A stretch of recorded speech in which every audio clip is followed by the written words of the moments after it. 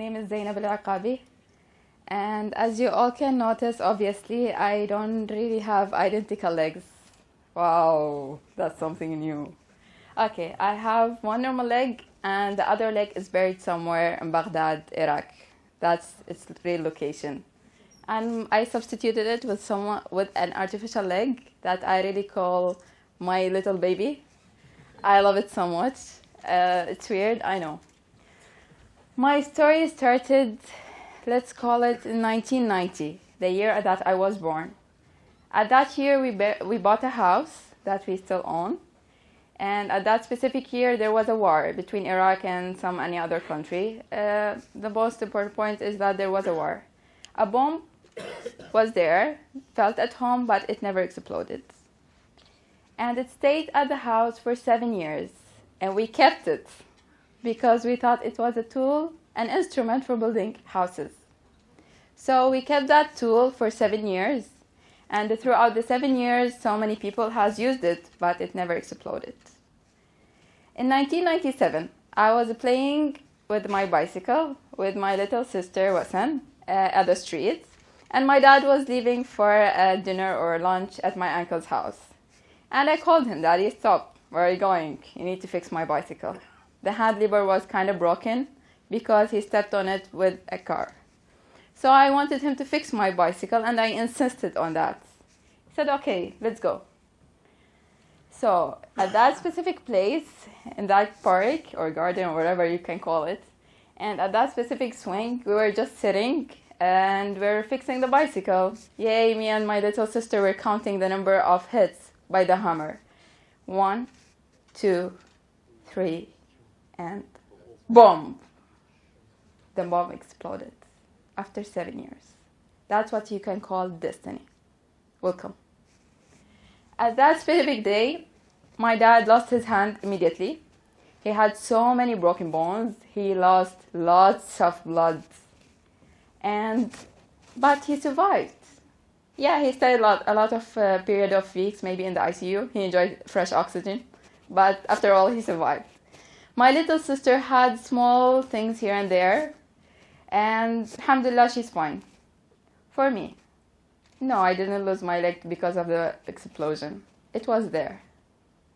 At the first hospital, my first doctor examined me and said, "Let's just keep everything open because so many poisonous things got inside my leg, broken all the capillaries, and destroyed everything in my leg." He said, "Keep it all open, regardless, the broken bone. Let's try." The second hospital, the doctor said, "No, let's keep a cast." That's the perfect answer and the solution for the case. And yay, he made it. He kept the cast. The third hospital, I had to shift from one hospital to another because of our very hard situation. We were all considered a dying case. The third hospital, once I got into the hospital, the doctor was super shocked. And he was incredibly sad because I was almost 7 years old. He discovered that my leg was dying. And that doctor did a huge mistake by keeping the cast. My leg was suffering to get the oxygen and the blood needed for it to survive, but it gave up eventually. He tried his best to bring back the sensation, but unfortunately, nothing really worked. So he had to cut it off. As a little girl, I was super stubborn. The only thing that was my concern at that hospital, "Mommy, why you didn't take my opinion?" I was really sad because Mommy didn't take my opinion. Why? Okay, I'm still a child, but you should have asked my request first, my permission. But of course, they didn't really care. I figured out that after several days when they needed to change all the blood things and so on. So it was a shocking surprise for me to be like one leg child running, super active. What am I going to do now? I believe the first thing that was super horrible for me as a child is that watching the kids at the first few days, keep that underlined, that they were running and I was just sitting. But no, I didn't really care after that. I'm a kid, I want to play. They want to run, I will race with them with one leg. They want to ride a bicycle, I will ride a bicycle with one leg. Nothing really stopped me. I had super amazing childhood. I really enjoyed it to the max. Every time I used to fall, mommy was like, girl, you have one leg. Please stop it. I was like, mommy, let me try it. It's just for fun, you know? It's a girl. My life was full of challenges, surprises, and of course, pain. The first time that I was introduced to crutch, I was like, what's this? I was 7 years old. I'm not supposed to know such things. I'm not familiar with such things. Even if you explained it 100 times to me, I'll never understand. When they wanted to make an artificial leg for me, because at the school I was making troubles, I used to hit everyone in the class with the crutch. I used to play with them like, I can stand here and you guys make a circle and I will hit you. Until that teachers taught me because they were getting hurt.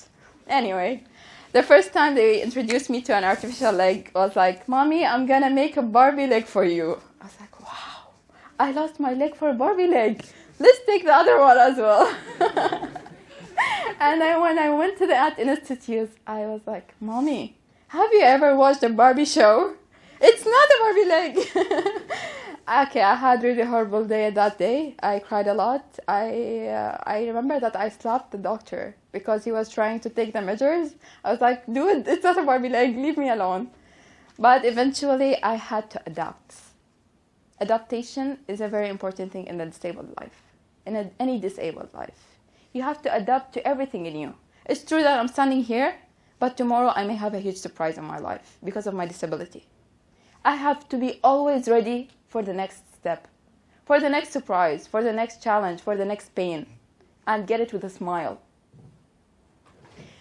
So I started my journey, and I've always accepted my disability.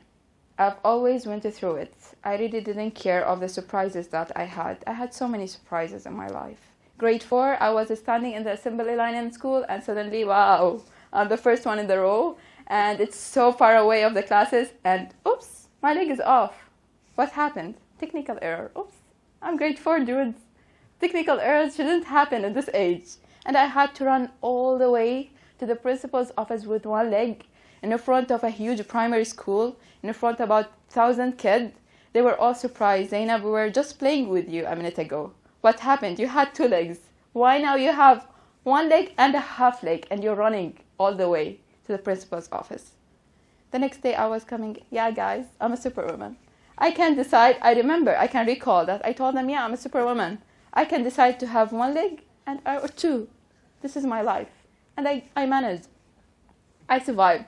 I have to survive, otherwise I will not live. I have no other option. Then I decided that my journey should be successful. In my university life, I was determined. At the beginning, I really didn't care about studying. All I wanted is to pass, enjoy my life, and have fun. Year 2, I decided no, not anymore. My GPA was 2.6. I said I want to graduate with academic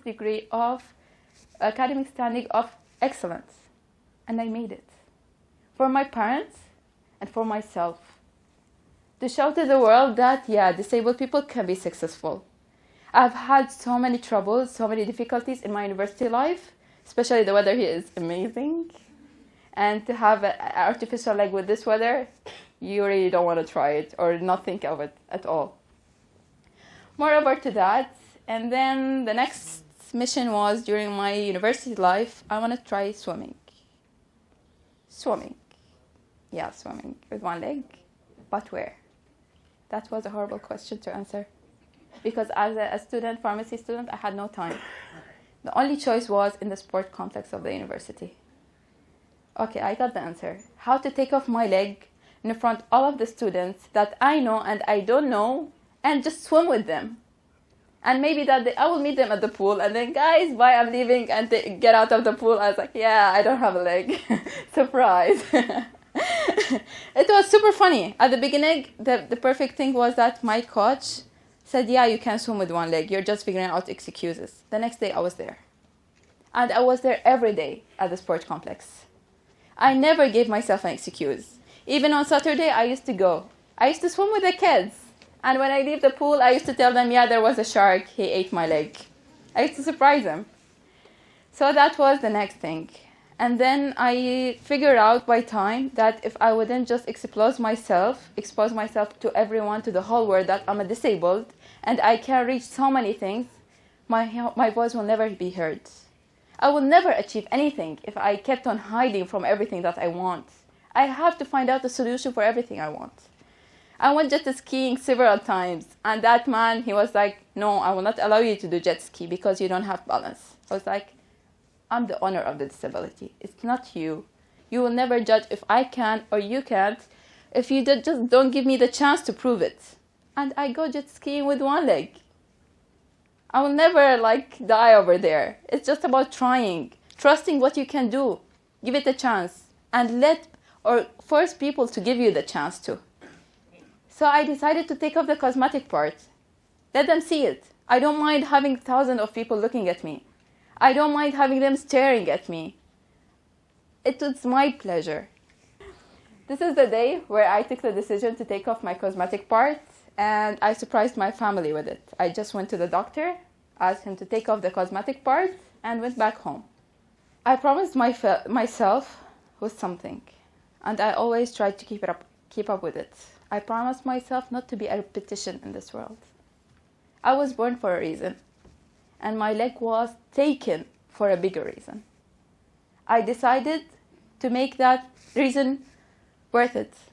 I don't want it to go wasted. I was chosen for something. I want to promise myself, and I already did, that I'm gonna do something big. I'm gonna try my best in every possible way to prove what I'm doing. I'm gonna try to get the disabled out of their house, to be part of the society.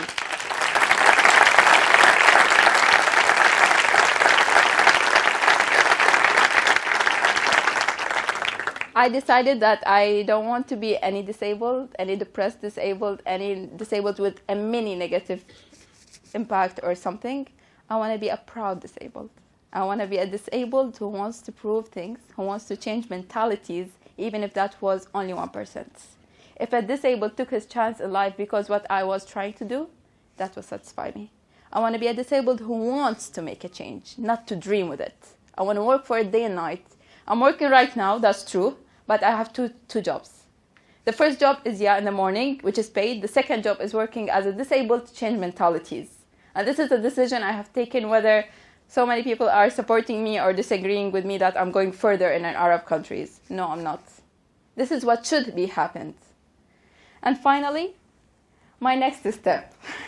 Yeah, I'm going crazy. I'm gonna run. I haven't been running for 17 years. I forgot what's the meaning of running. I can't even remember how to run. But in 2015, I was sitting with myself the other day. I decided that, I have so many dreams. Dreams without deadlines will never be accomplished. My next dream to be accomplished in 2015. I'll get this leg. I will get it.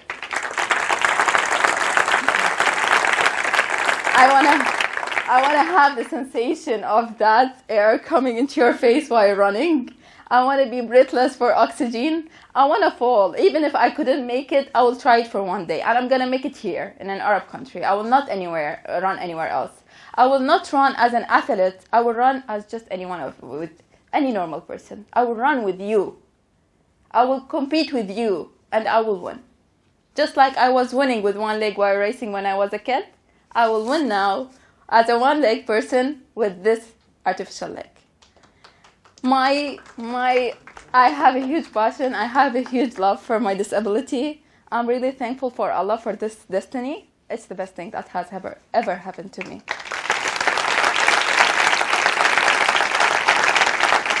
Finally, this is mainly all from my heart, as I'm so in love with it. Just believe in yourself. Love what you've got and love what you will get. Be satisfied with all the results. No matter what, and trust me, you will achieve. You will achieve no matter how you look, what you feel, what others are saying. Just believe in yourself. Believe that you're working for something that's worth it. Do not ever let anyone suspect you, not even for a second, for what you're working for. And disabled and proud. Thank you.